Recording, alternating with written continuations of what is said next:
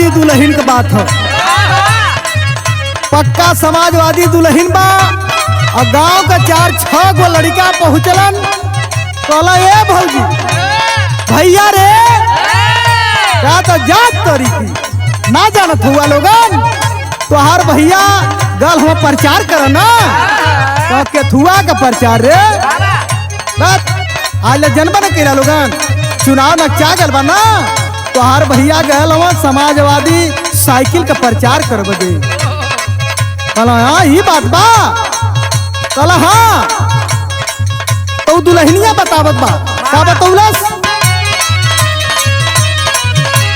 गाँव शहर और गली गली में होता हवे प्रचार हो।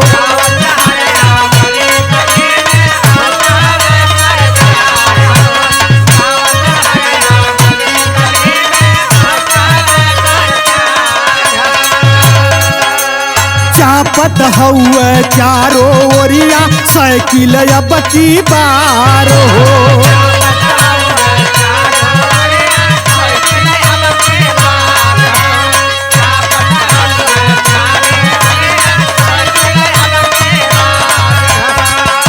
बुढ़ऊ जवान की सान पौआ धई के चुमत होई हना सजन मोर साइकिल क चढ़वैया बलम मोर साइकिल क चढ़वैया तकतहु घूमत होई हना।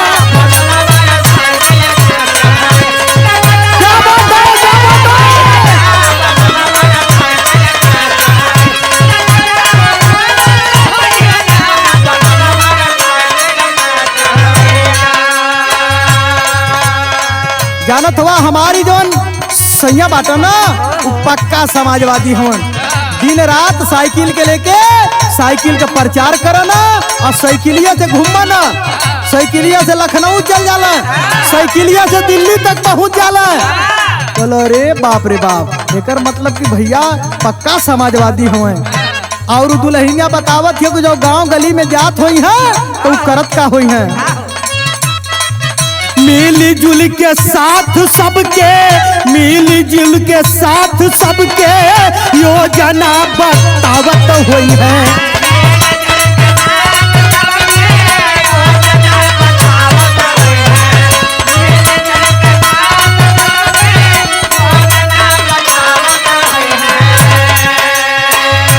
गांव शहर गली में सब लोगन के जुटा के समाजवादी पार्टी के बारे में बतावत हुई हन।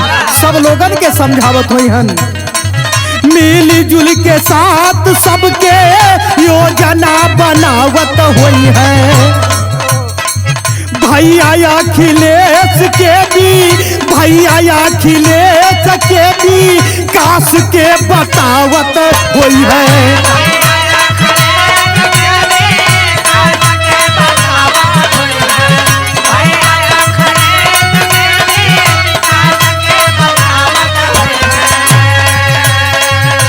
दिलवा का बात पूछी मनवा का बात सब कर सुनत होई हना सजन मोर साइकिल का चढ़वैया बलम मोर साइकिल का चढ़वैया तकतहु घूमत होई हना।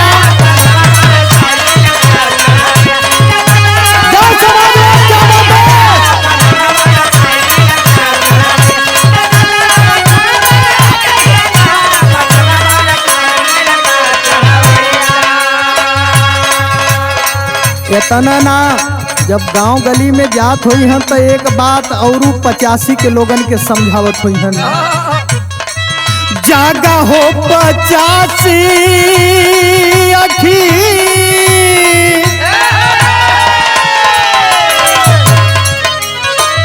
जागा हो 85 अखी ले सजी का साथ धारा।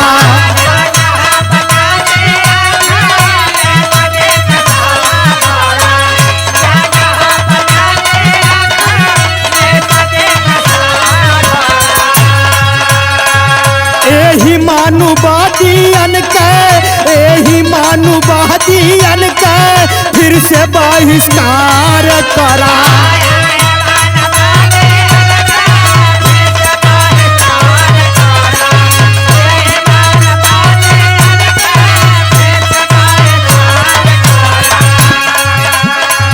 चली नाही जाति धारा सारा मनुवादी सिरवा धुनत होइना सजन मोर साइकिल क चढ़वैया बलम मोर साइकिल क चढ़वैया तकतहु घुमात भैया क्या बात है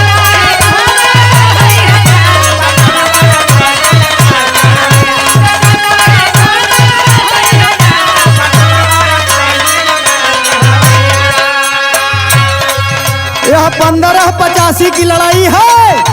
आए 85 के लोगों जाग जाओ, आने वाली समय में साइकिल वाली बटन को दबा करके भैया अखिलेश यादव को जिता करके अपनी सरकार को बनाओ, अन्यथा यह मनुवादी के लोगों का देख रहे हो लक्ष्मण जैसे प्रोफेसर को नौकरी से निकाल दिया जा रहा है। इसका क्या मतलब हुआ, कम से कम यह देख करके तो आप लोग समझ जाओ। और बतावत है दुल्हनिया का बतौलस ओट वाली चोट दे के ओट वाली चोट दे के इनके हटावल जाई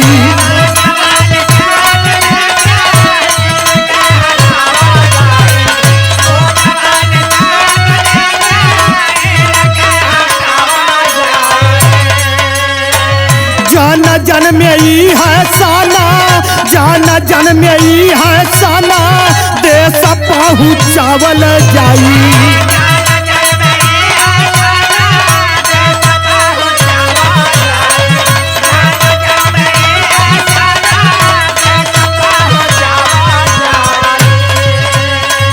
जे पिया न जान कभी बात ही विकास वाली गुनत होई है ना सजन मोर साइकिल क चढ़वैया बलम मोर साइकिल क चढ़वैया तकतहु घुमात भैया